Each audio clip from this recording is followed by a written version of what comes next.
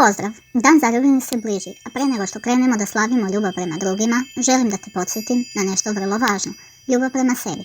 Znam da je lako zaboraviti na to, a ponekad i ja sama zaboravim koliko je važno da stavim sebe na prvo mesto.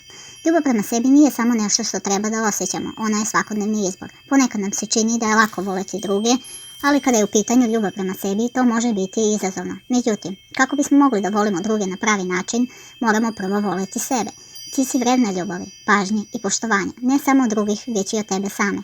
Na kraju ovog videa imam jedno iznenađenje za tebe, a pre toga želim da vas podsjetim da lajkujete, preplatite se i komentarišete za još ovakvog sadržaja.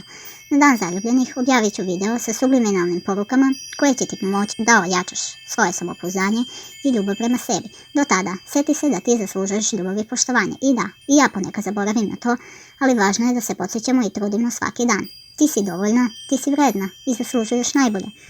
Hvala što si sa mnom ostala do kraja.